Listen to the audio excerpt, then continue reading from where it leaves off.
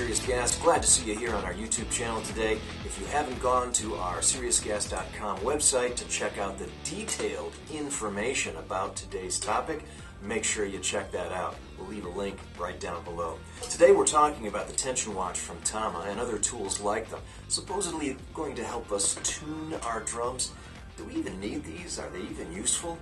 Let's check it out and find out.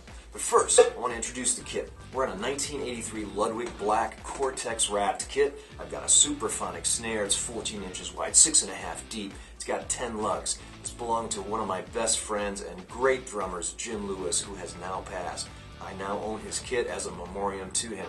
This will be the first time I have ever changed the head that he used. So it's kind of an emotional moment for me, but we're going to move on. Before I do, though, we're going to take readings with this Tama to see kind of in general where he was in the tuning aspect of his snare, so I can keep that on file. And if I ever want to sound like Jim again, I've got the readings. All right, let's go. Okay, so here we are. I've taken the tension watch, and all 10 lugs are now at 85 on the tension watch exactly. Haven't listened to it yet. Just so you know, when you use the tension watch, it does not come with a spacer, unlike, for example, if you buy the drum dial, which is pretty much the same thing, except it comes with a spacer.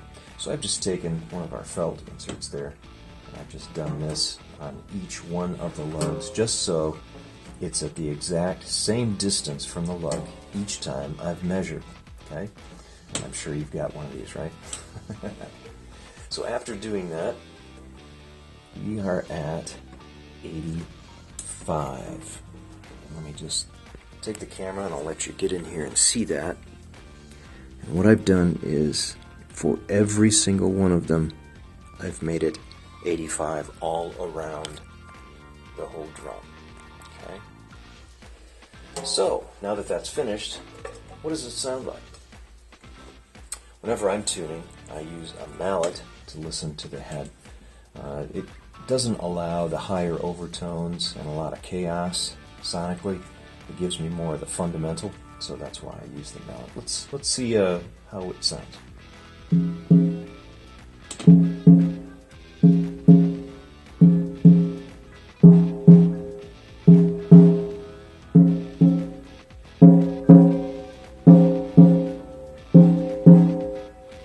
Wow, it's pretty darn good. I really only hear one that's just a hair higher. Let me just do it again and make sure.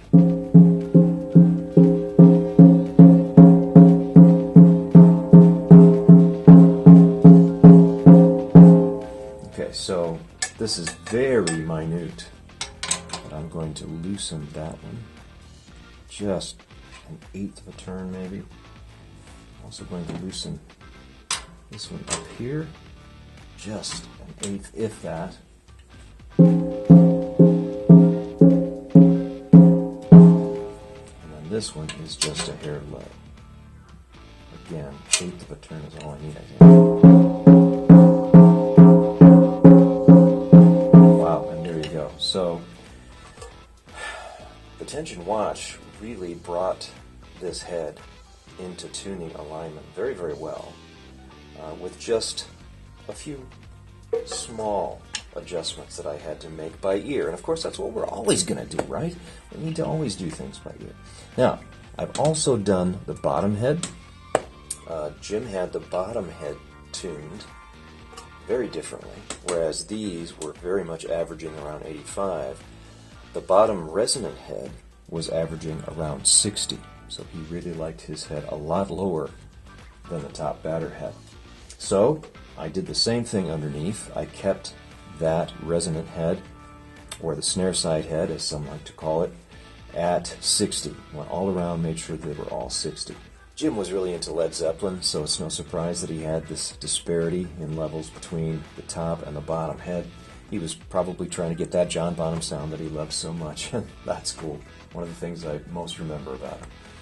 Well, we took the readings, and this isn't trapped ion quantum computing or anything, so it's pretty simple. We just got 10 lugs, we set them to the same level. Now we're going to listen to the sound, and then I'll put the same new head on with the same levels and see what we get for that.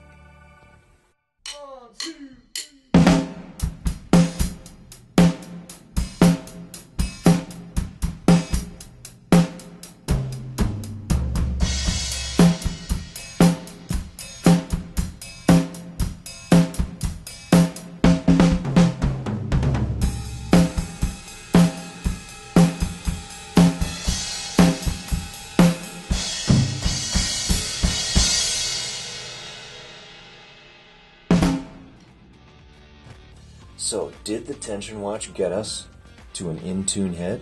Absolutely. I mean, very, very close to perfection. I was impressed. I actually didn't expect it to be that good.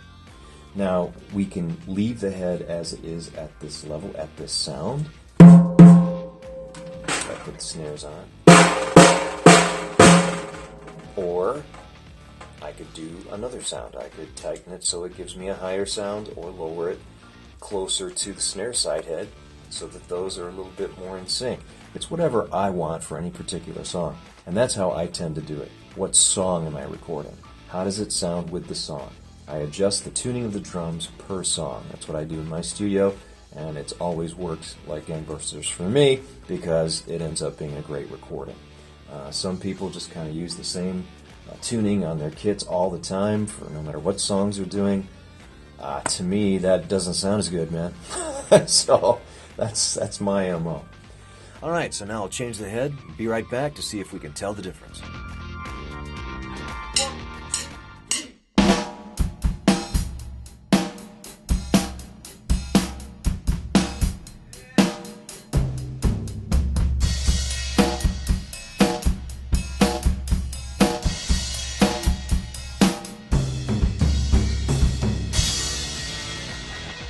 That's all we have time for today. If you like what we do here, make sure to subscribe and go on over to SeriousGas.com where you'll find more answers to pro audio questions as well as a ton of stories of severe gear love. But for right now, go on and make some sound.